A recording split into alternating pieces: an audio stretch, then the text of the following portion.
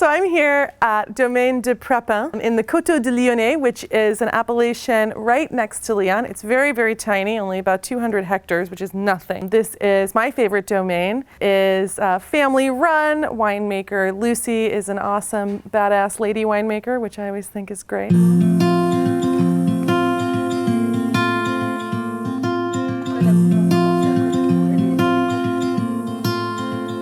Here we have our amphora of Chardonnay, which is currently fermenting in its skins. That's going to make an orange wine. And although it's not super dark, but it's that style. And basically it's the harvest. It's pretty calm here, which is nice. I think sometimes during the harvest things can get a little crazy, but we have some wines starting their fermentation over here. We were out in the vineyards looking at the harvest. And yeah, it's just a very real operation of small production artisan wines. This is all of this bottling. So like this amphora is the entirety of the wine that will be made. So this method of making wine is thought to be one of the most ancient in the world, coming from really from almost Asia, from where Georgia and Armenia meet is the cradle of winemaking. And they would put them, in amphora, they would bury them and just let everything sit until it's done. So normally when we make white wine, we press the grapes and we separate the gunk from the juice. But in this case, we're making it more like a red wine, where we keep the gunk and the juice together.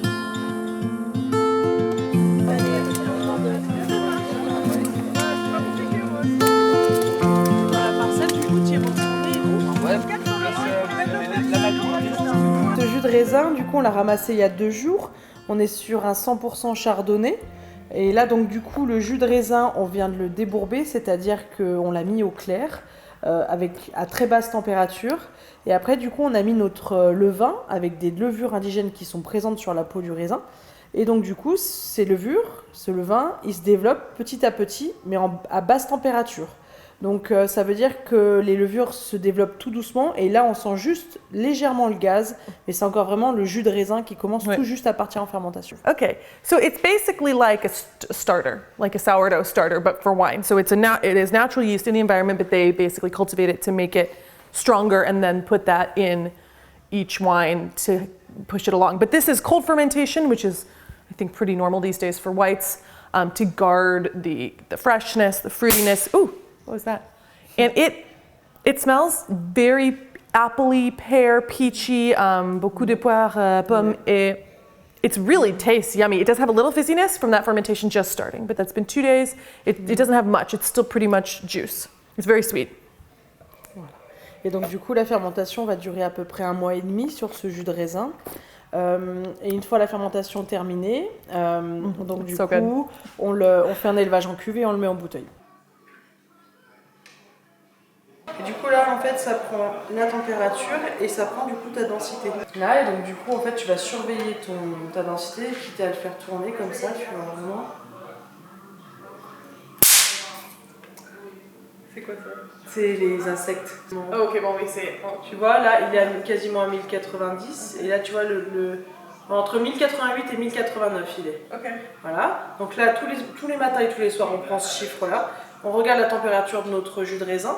S'il est au-dessus de 16, on refroidit le jus. S'il est en dessous de 12, on le réchauffe. Okay, bon. Donc on maîtrise les températures comme ça. Ouais. Voilà.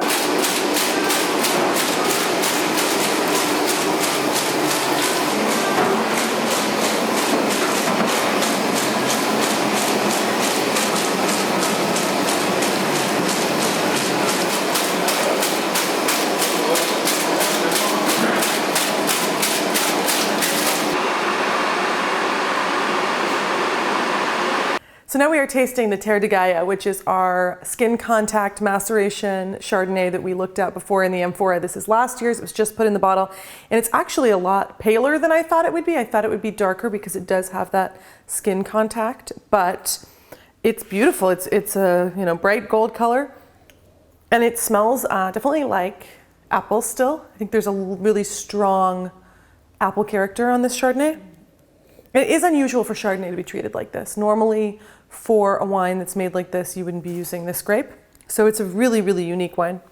So the way that this is made, it's made with two different types of the Gamay grape, and one of them actually has red juice. Normally, red grapes still have white juice inside of it. If you go to the supermarket and you have a red grape, the juice is still white.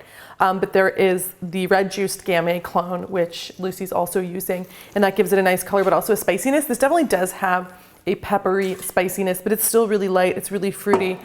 And they macerate it in concrete. They let it age for 3 months in concrete. So it's not a wine that is spending a lot of time before it gets into the bottle, but it's not supposed to be. It's supposed to be fresh and fruity. And the way they protect it from going bad without sulfites is that they are actually using carbon dioxide to protect it. And carbon dioxide basically forms a layer on top of the wine that keeps it from oxidizing, one, and going bad that way, but it also makes it an anaerobic environment. So bacteria cannot come in and ruin everything. Lucy was talking about the Entica, which is basically their sort of flagship wine they're really well known for, that is a Chardonnay done in the Burgundian style. And they both studied, Lucy and her husband Pierre studied in Burgundy how to make white Burgundy, which is oak Chardonnay. And so this is their version of that. But because we're not in Burgundy, we're actually in Coteaux, Lyonnais, which is this tiny appellation just outside of the city of Lyon. There's no way that this can ever be as expensive as something from Burgundy. And so it's much better value. It's a lot cheaper and it's really good. I have a couple cases of this in my cellar right now and I drink a lot of it. It's super good. But it is really interesting how this appellation can do different things and take inspiration from, I think, different parts, different places. Like we have some inspiration from Burgundy. I mean, this is inspiration from the ancient Romans, right? Which also were here. The ancient Romans totally farmed these sites. There's archaeology all over the place. You find Roman archaeology all the time. It's great. Like they'll plow and they'll just find like Roman tiles. And then we also have, obviously Gamay normally comes from Beaujolais, but the style here is a little bit different. I think it's it's hotter here and the wines are more robust perhaps. But yeah, it's really interesting. It's a very good, I love this appellation. It's wonderful.